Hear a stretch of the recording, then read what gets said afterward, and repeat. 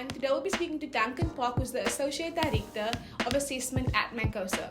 MANCOSA is a registered and accredited private higher education institution, and they are a member of the Honoris United Universities. Today we'll be speaking about artificial intelligence and the impact it has on education, and specifically higher education institutions.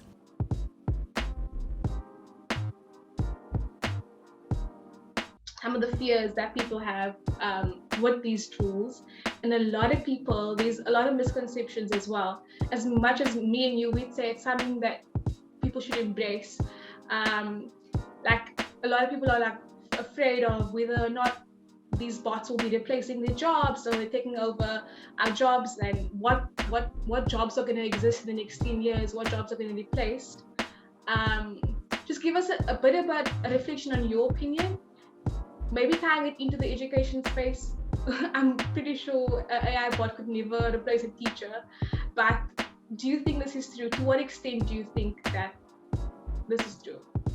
I think that really the rate of change and the rate of technological advancement across all sectors right now is something that is scary for a lot of us. And I think that, we've never in human history experienced such a pace of change where, 10 years ago, the most advanced AI any of us were exposed to was predictive text on WhatsApp or something, that was AI. And to be honest, that's a language model that something like ChatGPT is just a much more advanced version of that kind of technology. But if you just look at the incredible leaps and advancements in that technology over such a short period of time, it's overwhelming. It's overwhelming for a lot of us. And I think that realistically, jobs are going to change. Mm-hmm. And I think what's important is, and this is where, like you're saying, these fears that people have, really, you are going to be forced to change, embrace this change. And I think that one of the most important things, and I think in the education sector, we've been kind of moving towards a more widespread acknowledgement and acceptance of this fact, is that lifelong learning is going to be a necessity in our society. Yes. Because like you're saying, jobs are changing, technologies are changing. There will always be a need for human intervention. Generative AI is only as powerful as the user's ability to prompt it. Without someone to prompt it, it doesn't have a task to do. So there will always be a need for that kind of human component. But the role of that human component is going to rapidly change. And I think that if we're to keep up with this, we have to accept that this change is real, and we have to embrace these sorts of technologies and shifts to make sure that we remain relevant and competent and up to date to what's happening around us. Just and it's intimidating. Yes, it is. Speaking about the human aspect, even if I would bring it home to us in the journalistic space. I mean, we have articles being AI written like left, right, and center in the world. People don't even know that a bot has written an article. But at the same time, I would say there are a lot of aspects in writing, for example, that a bot just can't do. The human aspect is not there. A bot won't be able to write from experience, because I mean, like most of or like if a child is given an assignment to write about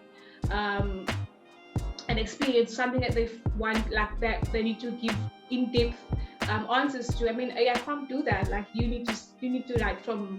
I mean, currently AI can't. Who knows? In the next couple of years, they'll be able to generate childhood memories and things like that just by telling you, by prompting where you live. But currently, I honestly don't think that it's they'll be there to replace us. Not yet. But it's important, like you said, it's important to stay up to date and come with the times. I like to say it's going to catapult us into the new era. I think that you're correct that generative AI cannot write anything completely new. Everything that it creates is based on existing information. It can only take existing information and configure it and generate something based on that. So it cannot create something that's entirely new and unique. And like you're saying, it cannot reflect on individual circumstance, context. You know, if you were to write a story about your day yesterday and I were to write a story about my day yesterday, they would be so vastly different. And that kind of capability doesn't exist in that space yet. But I think that, you know, as a journalist, I was speaking to another journalist recently, and he was saying, you know, he'll never ever use generative AI to write anything ever. And I said to him, fair enough, you're a journalist and you love writing. I believe you, but will you ever use AI to do your taxes, to do you know, mathematical problems that you're confronted with, to do other tasks that are not your passion? Exactly. Yeah. I think it's all about embracing it. And I mean, I get there are a lot of journalists that are so against it.